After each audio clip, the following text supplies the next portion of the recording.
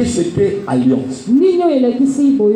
L'alliance, dans l'alliance, il y a aussi ce qu'on appelle en français les promesses. Mais les promesses, ce n'est pas l'alliance. Mais dans l'alliance, il y a des promesses. Quand Dieu conclut une alliance, il donne les paroles qui s'appellent promesses. Mais les promesses que Dieu donne, ce n'est pas une alliance. Mais dans l'alliance, il y a des promesses. Il y a des paroles que Dieu donne. Mais la différence est que les promesses, ce n'est pas une alliance. Et c'est quoi l'alliance? L'alliance, c'est l'engagement de Dieu. Quand Dieu traite l'alliance, Dieu prend l'engagement.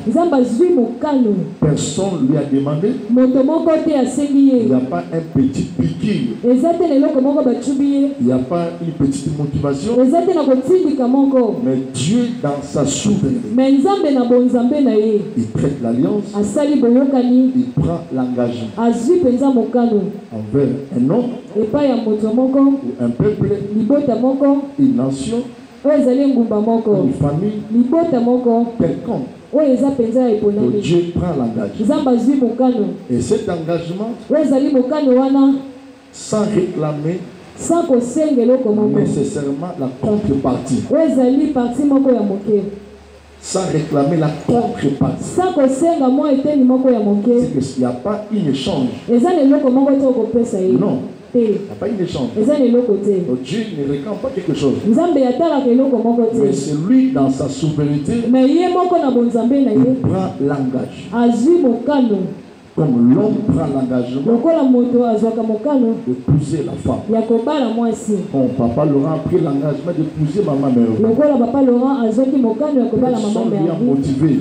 Personne n'a écrit une lettre. C'était sa conviction personnelle. C'est son engagement. Et quand Dieu prend l'engagement, il prend l'engagement pas au-dessus de sa souveraineté. Amen. Et il prend l'engagement au nom de sa souveraineté. Amen. Ce n'est pas un vœu, mais c'est un engagement que tu as pris. C'est un contrat. Pour les Français, large et peu simple. C'est un contrat où Dieu ne demande pas de contrepartie. Il agit au nom de sa souveraineté. Non pas la personne a prié, non pas on a jeûné. Dieu prend l'engagement au nom de sa souveraineté. Pourquoi j'insiste pour que vous compreniez c'est quoi l'alliance? Amen. Sans nécessairement réclamer la contrepartie. Donc Dieu prend l'engagement lui-même. Amen. Je vais simplifier. Genèse chapitre 15, verset 4. Et on descend là. Alors la parole de l'Éternel lui fit adresser ainsi. Ce n'est pas lui qui sera ton héritier, mais c'est celui qui sortira tes entrailles qui sera ton héritier. Le verset 5, et après l'avoir conduit dehors, il dit, regarde vers le ciel et compte les étoiles. Là Dieu parle à Abraham. Si tu peux le compter, il lui dit, quelle sera ta postérité? Abraham ait confiance à l'Éternel qui lui imputa à justice. Le verset 7, l'Éternel lui dit encore, je suis l'Éternel qui t'a fait sortir, dire en chanter, pour te donner en possession ce pays. Abraham répondit, Seigneur éternel, à quoi connaîtrais-je que je posséderai? Et je le posséderai. La chose va s'accomplir. L'Éternel lui dit, prends une génisse de 3 ans, une chèvre de 3 ans, un bélier de 3 ans, une pouperelle, une jeune colombe. Abraham prit tous ces animaux, ne coupa par les milliers. Sautez le verset 18. En ce jour-là, l'Éternel fit alliance avec Abraham et dit, je te donne ce pays à ta postérité. Depuis le fleuve d'Égypte jusqu'au grand fleuve, le pays d'Euphrate, le pays de Kéniens, les Étiens, les Phéréziens, les Réphaïm, les Amoréens, les Cananéens, les Gibbéciens et les Jébusiens. Et si Dieu appelle Abraham, là il n'était pas encore Abraham. Il était Abraham sans enfant. Sarah était sa servante. Il quitta le pays de son père. Dans le Genèse 12, pour se réfugier quelque part. Concentrez-vous. Pour se réfugier quelque part. S'il y a plein de place, les gens restent dehors. Pour se réfugier quelque part. Et c'est alors Abraham avait quitté ses parents au nom de l'ordre que Dieu avait donné. Il a obéi. Vous savez, si tu veux marcher avec Dieu, ce n'est pas être un homme de beaucoup de prières. Dieu aime l'obéissance. Quand tu obéis toujours à la voix de Dieu, Dieu sera ton ami. L'ami de Dieu, ce sont des personnes qui écoutent la voix et obéissent à la voix de Dieu. Tu peux faire tous les sacrifices. Tu peux participer aujourd'hui dans le gouvernement de l'Alliance. Mais quand tu n'obéis pas à ce que Dieu va donner des paroles après ce renouvellement,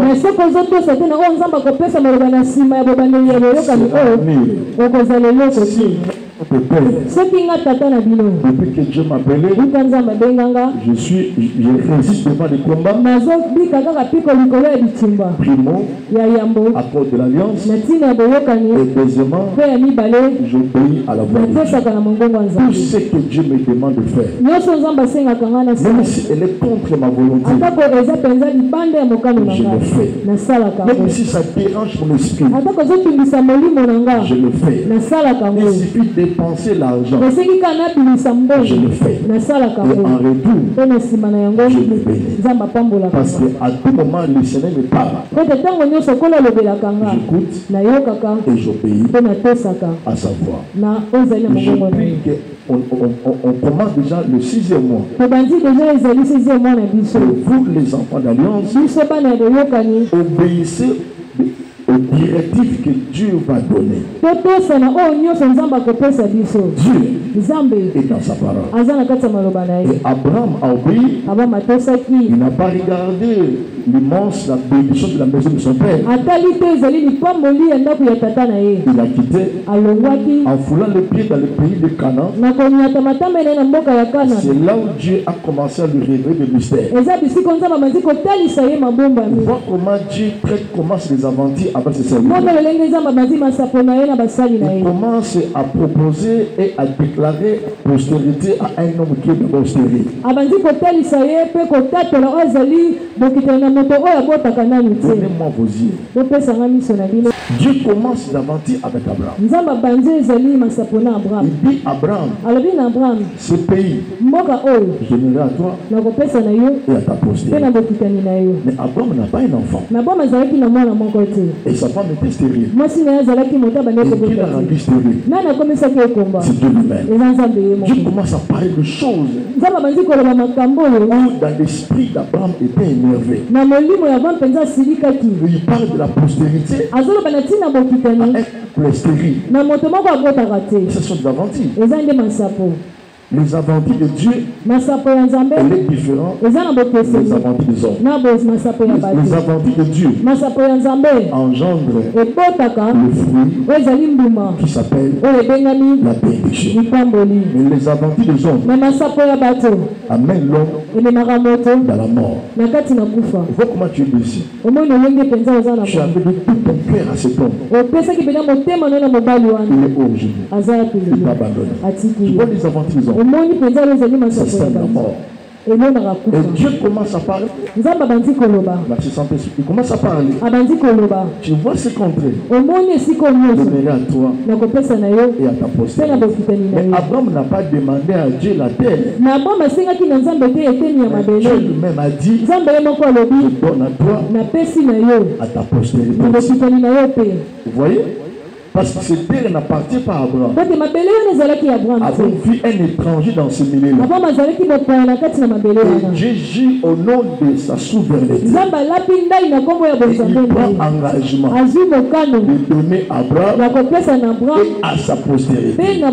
C'est pourquoi ce matin, je me rassure dans ton cœur, chasser ce qu'on appelle à Chiluba les inquiétudes. La Bible dit le lendemain appartient à Dieu. Aujourd'hui, maintenant, c'est à nous. 20 heures appartient à Dieu. Chasser l'inquiétude. Oh, Dieu est vivant. Le Dieu est assez vivant. Même si ton âge est avancé, croyez à ce Dieu. Il te bénira. Il te donnera une maison d'habitation. Il te donnera même les enfants. Et cette parole que Dieu a donnée, c'était une alliance de Dieu à l'égard d'Abraham et de sa postérité invisible. Abraham n'avait pas encore un enfant. Mais Dieu parle de la postérité. Isaac, Jacob, et Jésus. Il n'y avait pas encore Isaac. C'est pourquoi quand tu veux marcher avec Dieu, comprenez le langage de Dieu. Je ne parle pas comme ton pasteur. Je vois de loin. Il maîtrise 20 ans d'avenir. Et je parle. C'est ça le combat de beaucoup de gens. C'est que moi je vis aujourd'hui dans ma vie. Ce sont des prophéties qui datent de longtemps.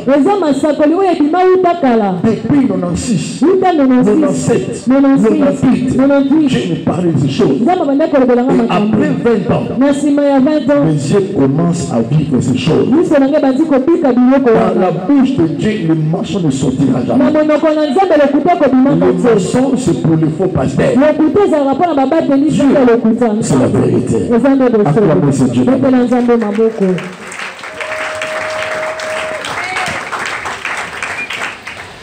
Dieu a pris l'engagement de donner cette terre à Abraham. Pas seulement à Abraham, aussi à sa postérité. Laisse-moi donner le message aux parents. Parce que s'il y a des parents, servez le Dieu d'alliance. Vos enfants seront de la sécurité.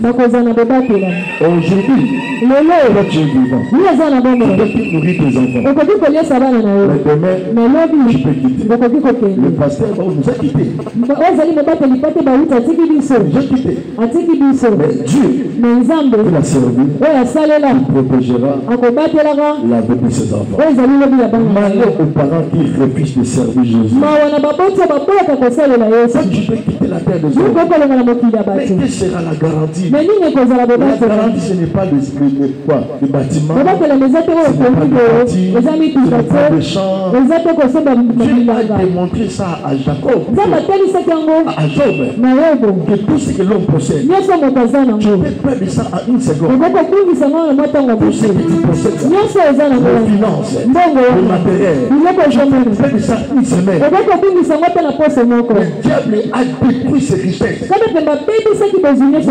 Bible, vous comprenez pas la Bible. L'héritage a donné aux enfants. Savoir Jésus. Ici, il n'y a pas de parents. L'héritage a donné aux enfants. Les études et Jésus. Si là-bas il choue, Jésus ne choue jamais. Je ne répète pas. Si il choue là-bas, mais Jésus ne choue jamais. Pourquoi tu es triste? Si il choue là-bas, en Jésus, c'est un échec. C'est ça l'héritage de nos enfants. Faire boire les enfants. C'est le base péché. Mais qui monte avec Jésus. Jésus, c'est la sécurité. Jésus, c'est la finalité. Moi, quand j'écris à ce Dieu, chaque jour, mon père était mécontent. Toi, avec ton pasteur, avec ton pasteur, tu vas souffrir. Aujourd'hui, avant que je puisse rentrer à ma maison, qui me pose. Vous comprenez? Il vit sous la protection de mon Dieu. En chair, il est mon père. En esprit, moi je suis son mari. Quelle grâce! Quelle grâce! Vous comprenez? Toi qui es parent, c'est Dieu. Je vais voir des papas au protocole. Je vois des papas à l'intercession. Dieu là, les mamans dehors. Servis Jésus. Tu vas garantir la vie de tes enfants. Ils ne mourront pas de pauvres. Dieu, c'est la silence. Allez-moi ce sifflet-là. Et Dieu n'a pas promis cela. Mais Dieu a conquis l'alliance. Et je vous ai dit au début, dans l'alliance, il y a aussi des promesses. Mais attention, les promesses, ce n'est pas l'alliance. Amen. Amen. Mais l'alliance c'est autre chose. Mais l'alliance, pourquoi Dieu a promis. Et quand tu vas lire, tu vas comprendre. C'est pas une simple promesse. C'est une alliance que Dieu a conclue avec Abraham. Pas seulement Abraham, avec sa postérité. Et à chaque fois, Dieu donne l'alliance. Toujours, il donne un signe d'alliance. Et le signe d'alliance que Dieu a conclu avec Abraham, c'était la circoncision du chair. Pour les enfants mâles, donc coupé. Un petit truc là, ça circoncision. Un signe d'alliance. L'alliance que Dieu a conclue avec Noé, avec la terre, c'était l'arc-en-ciel. Et nous aussi, notre ministère, nous avons le signe de l'alliance. Je vous parlais. Quand tu vois, je mets l'aigle. Ce n'est pas de la magie, c'est de la sorcellerie. Dieu, il travaille avec des totems. Vous ne connaissez pas la spiritualité. Si on reçoit un magicien, il entre ici, les gars c'est totem, les règles, il va poser la question. C'est comme il est qui? Il est pasteur, il va faire des recherches, il va comprendre. C'est lui qui gère cette église. Le pasteur, il n'est pas un homme ordinaire, c'est un homme mystique. Vous ne comprenez pas les signes. Les signes, j'aime Dieu. diable prend de Dieu pour détruire les gens. Et le signe de mon alliance avec Dieu est ici. C'est la spiritualité. C'est d'abord l'aigle. L'aigle veut dire la sécurité. C'est l'esprit supérieur. Il incarne la divinité de Dieu. Et des fois, ne faut jamais perdre ces choses. Il incarne la spiritualité. La divinité de Dieu. Il vit au sommet. Il est spécial. Il a des capacités énormes. Et le deuxième signe, l'alliance, c'est le drapeau blanc. Ceux qui connaissent ces choses, pendant la guerre, dans l'autre camp, si on enlève, on soulève le drapeau blanc, veut dire quoi? Non. Veut dire quoi? Non. On dit cesser. C'est tapé. On vit plus là, la guerre. C'est que quand le combat se lève, quand je vois ce signe, et quand le combat, Dieu me donne la paix. Alléluia. Amen. Vous avez le devoir de comprendre ces choses. N'ayez pas peur du combat. Oh, na bo papa na bino, na bo mama na bino, suka nzamba opeso kilia. Alléluia. Suka nzamba opesa yo. Et drapeau na ezana kwa église. Et puis pas matin soir. Les gens spirituels le voient. Les gens ne le voient pas. Malheur aux gens qui détestent le Dieu de Pordès. Et bientôt, vous allez vivre ce Dieu. Il s'est caché longtemps. Maintenant, voici Dieu. Pas seulement l'homme RDC. Pas seulement RDC. Même les enfants qui sont venus en Europe. Et le signe de l'alliance avec Abraham, c'était la circoncision. Genèse chapitre 17, le verset 9 au verset 14.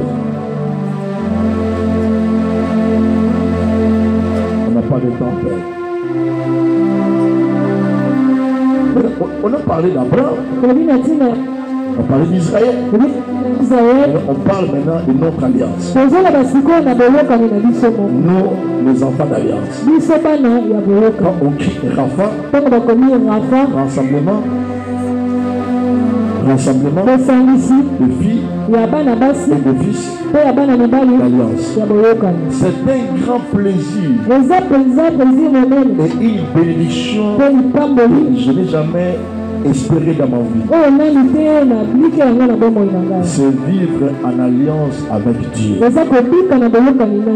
suis un homme spécial. Je suis fier de moi-même. Je ne suis pas n'importe qui. Je ne suis pas un pasteur ordinaire. Je ne suis pas un apôtre ordinaire. Je suis un homme spécial, un mystique, un mystérieux. Parce que Dieu a traité des alliances avec moi. Exode chapitre 2, verset 23. Longtemps après, le roi d'Égypte mourit. Et les enfants d'Israël gémissaient encore sous la servitude. Et poussaient des cris. Ces cris leur arracher la servitude. Monter jusqu'à Dieu. Le verset 24, Dieu entendit leur gémissement. Et se souvint de son alliance avec Abraham, Isaac et Jacob.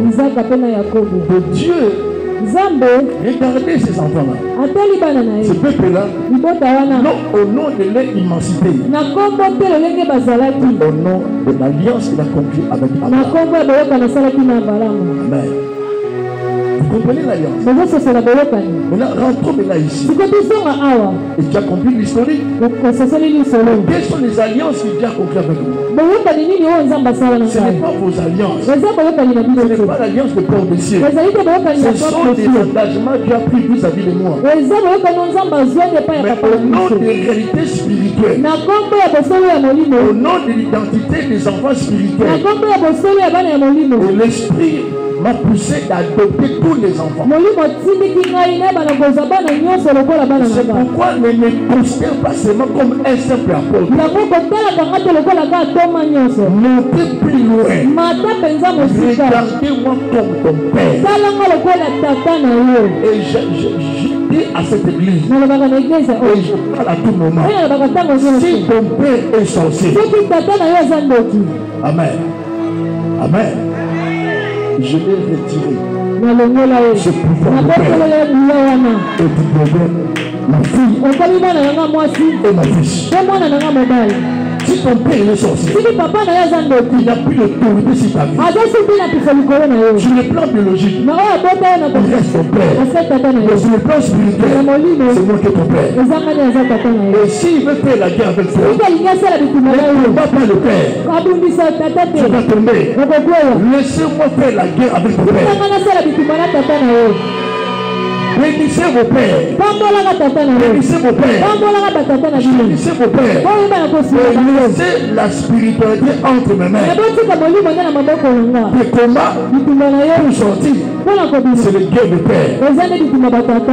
Comme Dieu a dit à Moïse, je verrai Dieu, pas devant ma face, mais devant Pharaon. Pharaon était Dieu. Pourquoi il tombé Pharaon? Il faut être qui? Dieu. Tu n'as pas compris. Il faut être qui? Dieu. Je répète, il dit à Moïse, je devais Dieu, pas devant ma face, mais devant Pharaon. Pharaon était Dieu. Pour faire tomber Pharaon, il faut être Dieu. Vous comprenez la Jésus? Donc, Moïse était devant Pharaon. Le roi d'Égypte, Pharaon pensait qu'il parlait avec son fils là. Parce qu'il est grandi dans sa maison. Non. Pendant qu'il sortait, il fuyait. Quand il rentrait étant que Dieu. Et il parlait au Dieu Pharaon. C'était le cœur de Dieu. La Bible dit, les parents sont de Dieu sur la terre. Et on ne combat pas les parents. Malheur aux enfants de Dieu qui combattent les parents. C'est pourquoi Dieu dans sa souveraineté, il a un plan avec toi. Sois prêt, tu joues, sois concentré. Tu joues, sois concentré. Tu communiques quelque chose. Quand Dieu a un plan avec toi, quand tu sors dans une famille, où ton père ou ta maman est né sorcier, elle t'a menti, ton père t'a vendu, et tu reçois Jésus. Vois comment Dieu fait de manœuvre. Amen. Il va te conduire dans un lieu où il y a sa présence, où il y a l'accord, où il y a une alliance. Et toi tu vas entrer dans cette alliance-là au nom de Jésus. Tu as l'alliance du sang. Moi je ne parle pas de l'alliance du sang de Golgotha. Je parle de l'alliance que Dieu a conclue avec moi. C'est une alliance personnelle pour la bénédiction de plusieurs. L'alliance du sang, c'est pour ton salut. Ça c'est pas pour le salut. Ça c'est pour ta bénédiction terrestre. Ça n'ouvrira pas la porte du ciel pour éviter le ciel. Là c'était Jésus. Là je parle de la bénédiction terrestre. Dieu peut protéger aussi ta spiritualité, ta famille, ta richesse, ton commerce, même ta santé spirituelle. Et quand tu sors dans cette famille-là, c'est pourquoi j'ai compris la manœuvre de Dieu. Dieu est mystérieux. Vrai ou faux? Vrai ou faux? Beaucoup sont là. Les parents sont les sorciers. Vous sortez dans les familles maudites. C'est pourquoi Dieu a pris cette principe-là pour acheter vos vies. Bénissez vos parents sorciers. Tu n'as pas le pouvoir de combattre ton père. Ni ta maman. Une fausse identité. Laissez un autre père qui viendra pour le faire tomber. Mais na sakuna tongwa lelo. Na kuisi bango au nom de Jésus. Batata mwasi na kuisi bango. Bapapa qui na kuisi bango. Ozo pesa amen na biete. Na kuisi bango. Amen. Amen. Papa Antoine Bani. Moi na ngai. Soki nga na bota otesani. Kende prospérer. Vous Mama lobini shinga na bana na minoko 9 mois te obali wana obala mutabali moboyo obala mukongo kende sa la vie et si pas pété c'est pourquoi on tombe par les parents les combats des parents laissez un autre parent peut tomber comme parent. Amen. Vous comprenez? Il y a aussi un côté à vous allez le sauver avant de s'arrêter. La vie que nous avons dans un endroit au point ça et la police est bien quartier. Na kundi est bien quartier. Et la vie dans jeu à nazo kunda basoso. Ba o bazo ko kondo la montée ma ba okende. C'est un principe. Ba mosoba kende o sosali. Ceux qui câblent, ceux qui mandatent, va tiens on régner. Ils sont pour régner le pouvoir. Ils sont pour régner. Il fallait câbler ça nini à l'éca. Ils sont pour les câbler supporter. Voilà le pouvoir.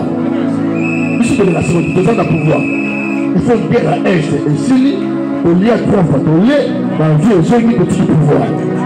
Au bout, il y a beaucoup d'essais ici qui l'éternel. Ah, ça vous donne ce côté. Là, vous t'avez tu sais que Dieu m'a dit. Notre président n'a pas le mandat. Notre président a le pouvoir. Il n'a pas le mandat. Il a le pouvoir. C'est Dieu qui nous gère. Dans son cahier, nous avons quatre filles à Zate. Frère, comment on est dans la TV? Nous avons fait à Zate. C'est le signe de l'éternel. Nous avons marié. Nous avons changé ici l'américain. En coup de regardez son comportement. Il marche dans la paix, dans la sécurité. Parce qu'il connaît ces choses. Il faut supporter. Zandalula a fait battre.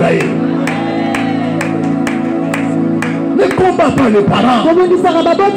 Laissez notre parents. Pour combattre tes parents. Pourquoi Dieu t'a raconté l'alliance. Au nom de l'alliance, on va renverser les parents. S'ils ne se répandent pas, ils vont partir. David a passé. Adam a passé. Jésus est passé. Il est revenu. David est allé.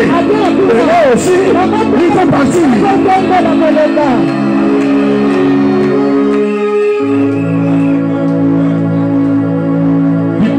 J'ai compris. Deuxième alliance. Qui était avec moi. L'alliance de victoire. Il y a la victoire qui sort étant un enfant de Dieu. Jésus a le devoir de te donner la victoire. Parce que tu as réussi Jésus à ta vie. Dieu a l'obligation de te donner la victoire. Quand les gens font des complots, de conspiration, pour te renverser, pour te détruire, parce que toi tu es son fils, il a le devoir de donner la victoire, de combattre pour ta vie, pour ton foyer, et tes affaires. L'alliance, elle est différente. Amen. Là, Dieu a la rénovabilité. Tant que Dieu l'appelle. Et toi, tu es son fils et sa fille. L'alliance, amen. C'est Dieu a pris l'engagement. Amen. Ata bakongo basangani ya Mbujimayi, ya Kasai, ya Mayombe, bakuisanga waya. Ozana retard. Mais si basangani ici bandoki ya quartier de l'école nyonso, ba renverser nga waya. Zamba kotelema akopesa nga victoire. Ponga na zambo sanctité pour alliance zanangai ki alliance nini? Akasema kata offrande. Babanga tapis, oza tapis de oza caro, waki mongeza. Alléluia. Il y a un moment d'alliance dans ce tour. Un immense abénanga qui s'appelle Jésus-Christ. La personne, le temps que ma fille, mon fils spirituel, lui m'a aidé, télémi sous Kassou Mozamo.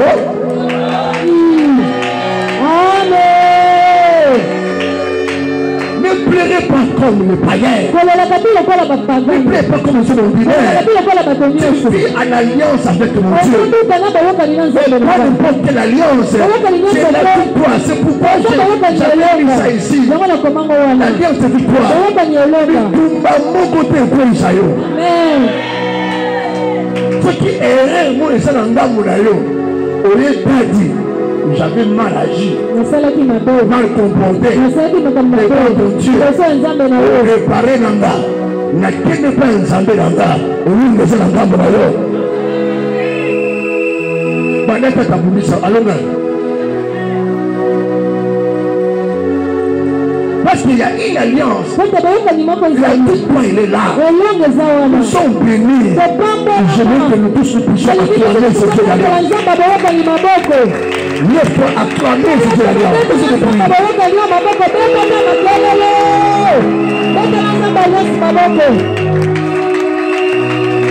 Acclamer cette alliance. Lève-toi.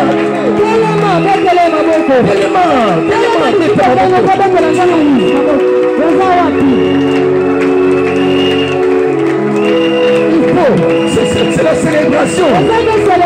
Nous sommes venus d'adorer. Tu es quelqu'un. L'amour est pour ça.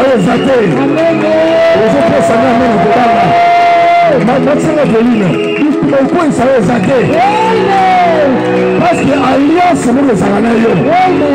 Pas alliance l'alliance avec Dieu, c'est l'alliance de victoire. Moi-même je suis le témoignage. En 2020. Amen. En 2020. Batasangan. Dans le but apôtre Israël, magia Simi, ils ont un mot. Alléluia. Sur le monier, au bouffe. Deuxième parenthèse, maman n'est pas bouffionnée, c'est lui qui est à la base. Allez, maman n'est pas. On a confinement. Donc on dit maman, l'église est zombie, bah de ma prière. La retraite, Dieu m'a parlé. Amen. Mais comment Bitumba et quand tu dis n'importe quelle mission à la où est l'impact de l'alliance avec moi? Si j'ai mal agi, pardonne-moi. Je suis mort. Lève-toi. Lève-toi. C'est moi qui ai la base. Les gens de Béc. Toi tu vois les yeux. Moi je vois des cœurs. Et c'est moi qui appelle. Comment tu peux créer l'alliance? Restez les paroles. Dieu qui a fait l'alliance avec toi. Et je détruis mon alliance. Tes paroles. Je retire. Amen. C'est moi qui ai créé le combat. Accepte le combat. Et tu sortiras vainqueur. 4 ans plus tard, tu as restauré la promesse. Kopanga bitumba mokote.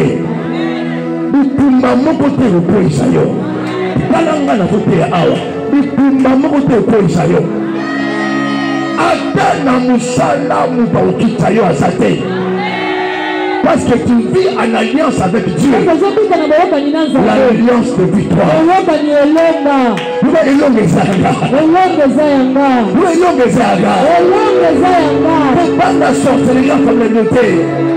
Pourtant, homme pour la famille, l'alliance est plus forte que le combat. C'est Dieu qui l'a juré. Le jour qu'il l'a juré, quand tu n'étais pas là, j'étais seul devant mon Dieu. Aujourd'hui, tu es le bénéficiaire.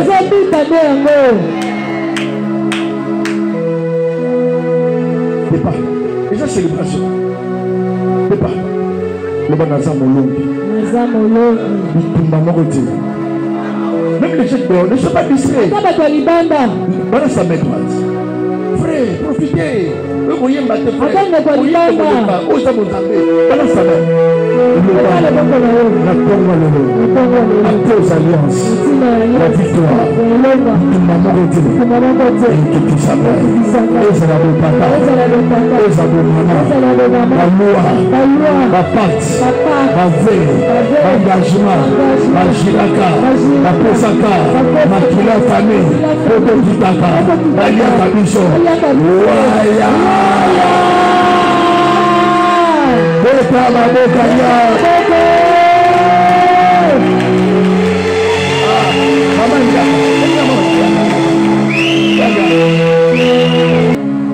Amen. Comment est maman? Ami ma pousse. Comment est votre Ancien Testament? Moi, si tu toko, soit quand mon anzazo bêta, Jésus-Christ est tout baga dans la vie. Quand la puta nana di bota, la puta nana di. La tangi famille la babo, bazo kufa chaque année. Oui, papa. Bazo kufa chaque année. Et c'est là qui sonne la quartier. Dans les rigotos, bazo kabanganga, bakufa chaque année. Nous avons une alliance à Makila. Alliance à Yakabat. Chaque année, nous avons une famille comme 12. Nous avons 12. Nous avons 4. C'est la 4. Nous faisons ou à Tébé Tabal à Kofi. Ou à Poto, moi aussi à Sénégal, à l'Ivanauté, à l'époque, la Woté, nous va plus faire qu'il. Quand on est Maniataka Mako, ben les années 2006, dans la Poutana Nabango, la Poutana Natangi, ma famille Nabango n'a plus jamais. Le Gabo Niati Mako, na 4 alliances. Porte Yalua et Seigneur. Nous passons à Koufane. 2010, ça fait 14 ans.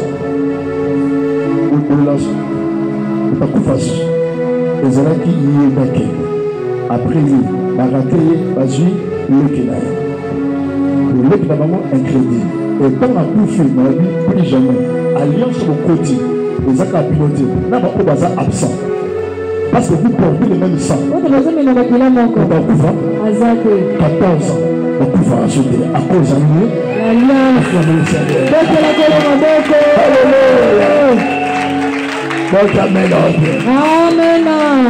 Moi, ça peut bien. Et ça va témoin de Dieu. Moi, c'est Dinda.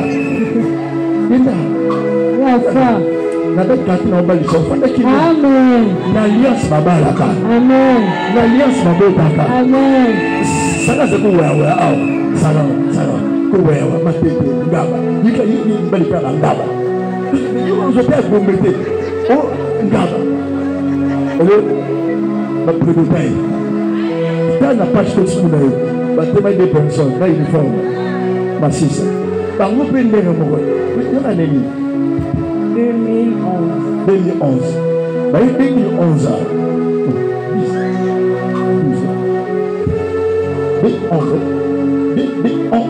2012, 2011. Donc, vous voyez, pour monsieur, bah, nous avons alliance là, mon gars. Alliance, c'est vraiment que t'as beaucoup pour la maman. Maman la maman. Papa Boutier. Beaucoup la maman. À ça, l'alliance là. Comment dire? À ça, l'alliance là. Maman, vas-y, quoi? Vas-y, quoi? Bakoufa. Ou tout passe. Ok. Quel? N'est pas quel. So, alliance et quelqu'un n'a pas maman dit. Bah, nous côté. Tu n'as pas? Bah. Tant que nous, bah, il est prêt. La tille, il y a un jumelle. Mais puis, il y a Frida. Vous savez la offrande mon cœur. L'alliance. Pour qu'on apporte l'alliance. Azana bijou ne mon ouvert. Atekana moi c'est pas. Pourquoi pas nous les prières? À partir d'aujourd'hui, la Dieu alliance aux ambassades la condition. La télémission alliance. Il y a des dessins animés, attaque à l'âme. À quoi faire-t-il? À la boucle. Mais pas ma bonne mutation pour faire la main. À quoi faire? Plus attention. 2011, quand ma fille nous mettait. Ah, pendant 2011, puis 2024, 13 ans, on l'aura suivi. Le bagage, ça va passer. Alliance des hommes à Kassi. Amen. Amen. Ce sont des témoignages vivants. Et Dieu a récompensé ma. Amen. C'est pour vous dire que n'ayez pas peur. Nous sommes de l'alliance de victoire. Amen. Amen. Troisième alliance. L'alliance, c'est la protection divine. Les enfants de Paul. Dieu nous regarde au nom de l'alliance. Dans un côté gauche, il nous regarde à travers Jésus. La dimension prophétique aussi. Il nous regarde au nom de l'alliance. Nous avons l'alliance de la protection. Et l'eau comment côté à ma paix et qu'on perce la catégorie. Ce qui est percé et de tout à l'Osani, et de l'Osani, parce que protection nous en deux comme Amen. Permet dans la paix totale. Chasser la paix dans vos cœurs. Nous avons une alliance de protection. Tu vois mon père, il reste le dernier personne.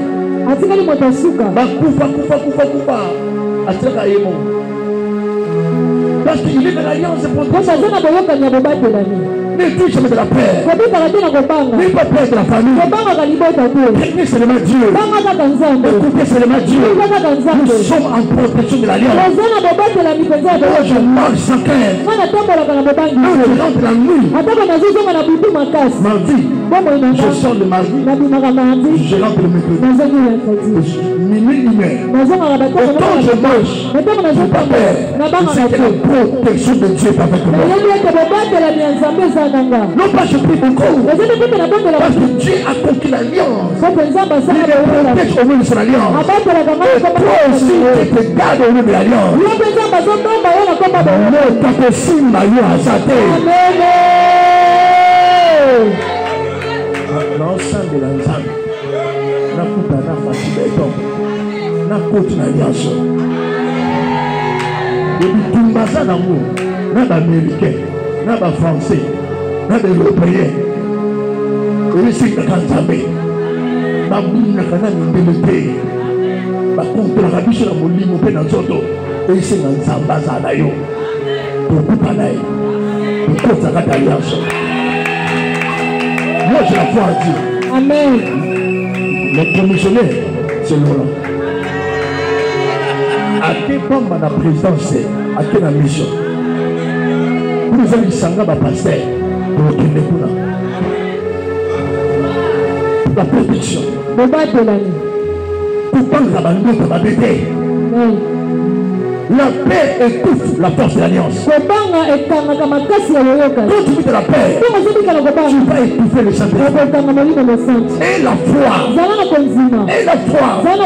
La seule bonheur m'a téléphoné. Et puis c'est la moto. Daddy, je suis vivant. C'est quoi? On a écouté un médecin et puis c'est bâtiment qui est à moi, les obéissants. C'est entre la vie et la mort. Il y a beaucoup de femmes, il y a la couve. Ah, le monsieur, merci pour la moto. Je vois qu'à Maï, le Jean Balias, il y a Amélie Maï, au nom de Amélie Maï. On est typographie. À typographie, maman, madame, il n'y a rien de spécial. L'enfant est normal. Et dans 3 jours, je prépare que tu vas coucher. Amen. Amen. L'alliance a une voix. L'alliance a une voix. Quand Quand tu sens les dangers, prie Dieu. Le Dieu de mon Père, Israël, le Dieu d'alliance, agit, je veux pouvoir, pas se manifester. Moi, je ne sais pas toujours à côté de vous. C'est loin de vos yeux. Comment vous au Canada? Vous serez des pasteurs. Mais l'alliance est avec vous. Dites, ma vie est protégée au nom de l'alliance. Ma vie est protégée au nom de l'alliance. J'ai appris l'engagement de me garder, de me protéger. J'ai appris l'engagement de me garder, de me protéger. Quatrième alliance. L'alliance de paix. La paix. La paix va dominer. La paix va régner. Paix n'est pas le combat. La paix va régner. Comment vous te passez? Je plairai chaque jour. Quand je me réveille, avec des larmes, je me couche. Des larmes. J'ai manqué la paix. Au nom de cette alliance, je vis la paix dans mon cœur, dans mon esprit, dans mon âme. Et je continue de vivre la paix dans ma vie. Je n'ai pas compris beaucoup. C'est l'alliance de Dieu avec moi. Et le dernier, par rapport à vous, non par rapport à moi. Parce que j'ai des alliances. Amen. L'alliance que j'ai exposée, je vous ai énuméré. Il y a des alliances privées. Dans une alliance, c'est la protection. Papa, le théâtre. Est-ce que Luka arche, donc va détruire Israël. Ils ont ici Jérémie, bomba arche. Jérémie a bomba arche d'alliance. Vous avez qui sacré. L'arche d'alliance c'était la manifestation physique de la présence de Dieu. Quand ils ont péché, ils ont détruit. Jérémie, si tu ne prends pas, c'est Jérémie. Jérémie a gardé l'arche. Luka arche d'alliance, pas mon amour. Quand c'est Batama, ils ont raté. Pour s'incarner la présence de Dieu. Zamba bombanga bisika moko. Oh, qui ne peut pas rater. Dans la protection moko. À part un enfant de Dieu, je pèse le mot. Et tant que serviteur de Jésus-Christ, et je vis en alliance avec Dieu. Parce que le combat que moi j'apprends, le combat de famille, on joue pas le combat de famille. Parce que le malheur de l'homme sort dans sa famille. Le combat de l'homme, sa souffrance, le péché et sa famille. On ne joue pas dans la famille. Paul a dit ne dépassez pas le bon état. Pendant le service de délivrance, on me pose la question, mais c'est Israël. Donc de Bota Sarah? Non. Beaucoup de hommes de Dieu ils sont affrontés. Le combat de famille, ils sont tombés. Leurs âmes, c'est entre les mains de Dieu. Leur corps est parti. On joue avec le combat familial. C'est pourquoi Dieu a coupé les alliances. Vous comprenez? Et si je vois les choses se passent devant moi, je prends la personne. Là, ce sont des personnes qui m'aiment, qui me respectent, qui me considèrent, qui me critiquent. Moi, maman Micha, elle est là, ma fille. Lève-toi. Je vois. Oh, fils. Oh, ça, c'est mon ami. Amen. Quand on va coucher, on va coucher. Il y a une question d'habitude. Il y a une lemba d'église des années. C'est la porte Israël, c'est mon papa.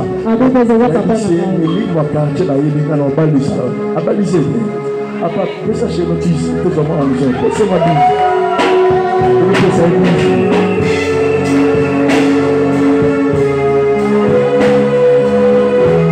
Et ça, c'est célébration. Amen. Mabota ezomingana. Babaki le 2 juin de Okomate. Mais combien?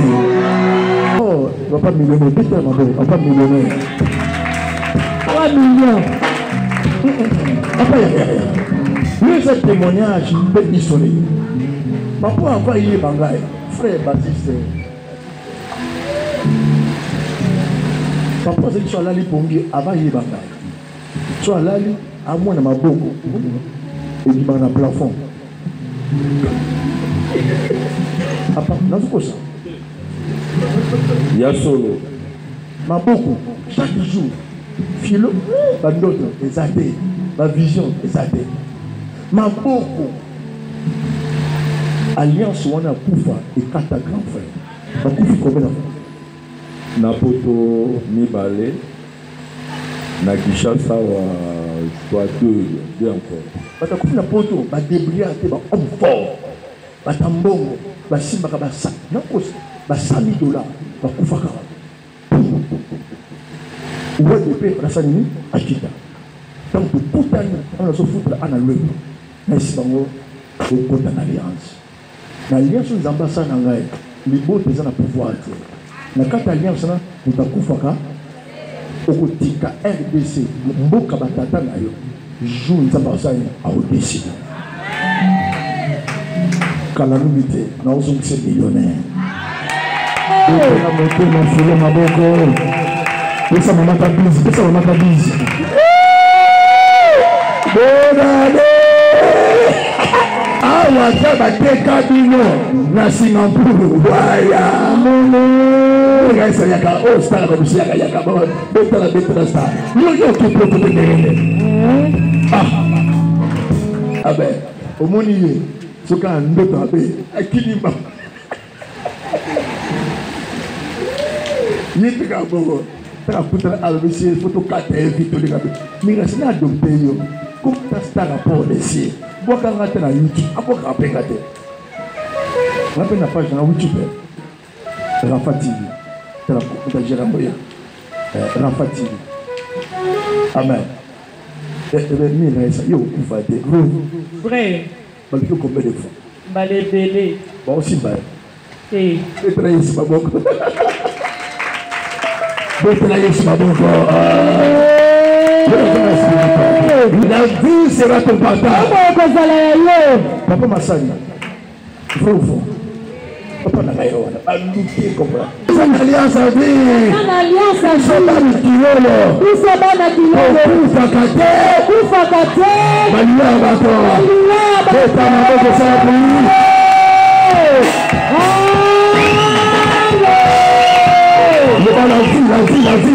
La vie.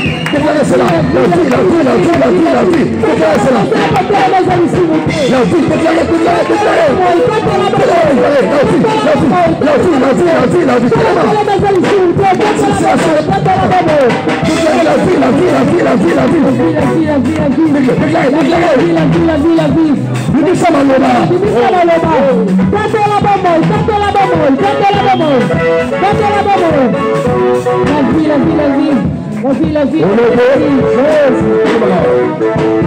C'est quoi un saut?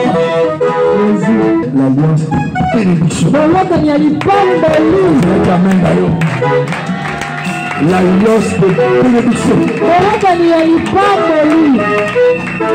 Vanda awa. Makamignon, je ne sais pas plus à la banque. Nous avons partage.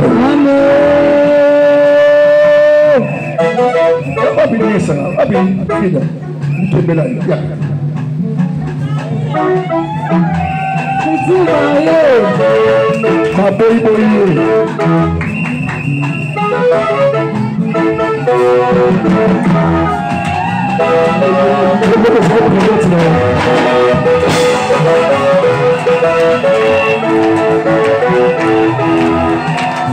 Amen. Lobby, baboy boy. Donc, taillé à boire ici. Mais c'est Fanda. Voisin, vous soyez à boire ici. Il va boire sans caille. Mais c'est Fanda qui vient. Zambalias à Pambola. Frère, trésor, avec des centaines de milliers. Frère, au moins une centaine, on a oublié de travailler. Moi, je ne sais pas. Il y a 10 choses à faire. Au premier États-Unis. Et je calamité. Amen. Frère, trésor à eux. Frère, trésor à Tchéli. Frère Basis, on a moi. Il y a un sabotage qui m'a dit. À moi, on n'a pas facilement. Mais c'est pas d'acquis. On a toutes les conditions. L'église, papa, l'amour, la famille, papa. Vous vous souhaitez. Vous vous souhaitez. Vous avez autorité. Au Kobala. Vous vous savez la Tanzanie, au Kobala. Kalama, frère trésor la pousse à Tchélépoy. Frère Emissinga Tchélépoy. Emissinga papa dans aucun kende, que celle la Nzambé Libada. Amen. Na sepe na frida.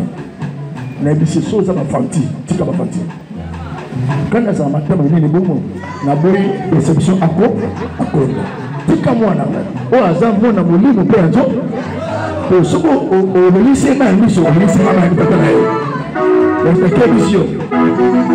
Là c'est bébé. Ça n'a pas mis à part.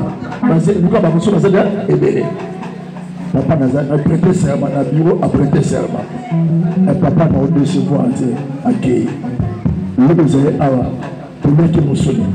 Pour dire que lui il est présent dans la. Comment le lien ça? L'alliance n'est pas menée aux amis.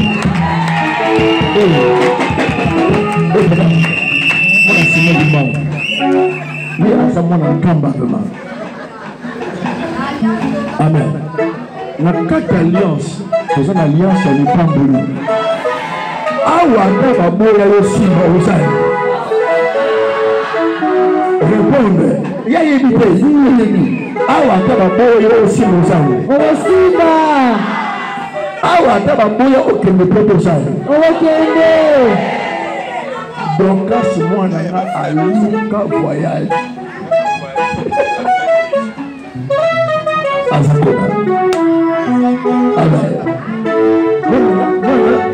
Sylvie azoya c'est bien dit azoya papa na zone agir on est personne azona agir mon alliance azana poto l'autre rapport de azona agir aluka voyage namo peut-être tata na bino na lemba amen na kemba na nyokaba moni mbongo suka baki $5 na nyokaba mais ça na côté na poche na misi mbongo okama zamba kama opambola na a cause alliance boka madoko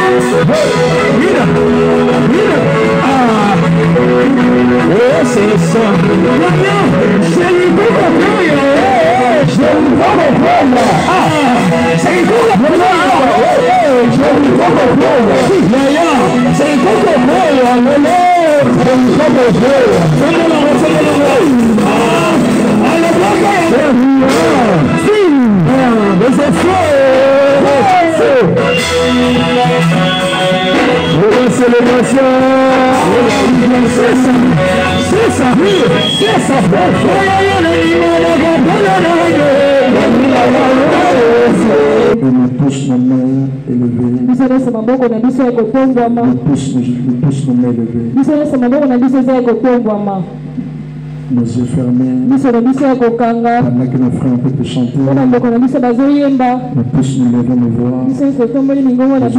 Merci pour les alliances que tu avais conclues avec ton serviteur. Et moi, je suis le bénéficiaire.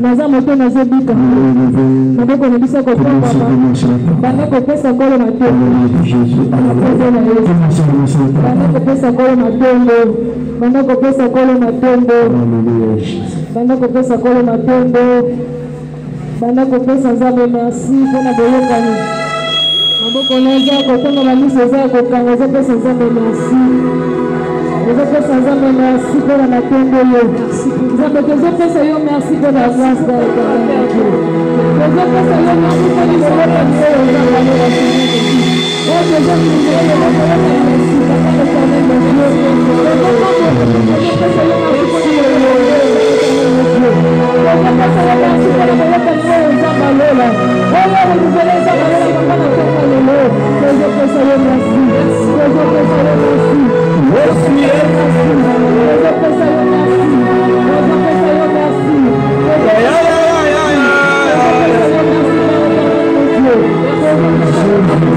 oyo ozanga lola Seigneur. Oh,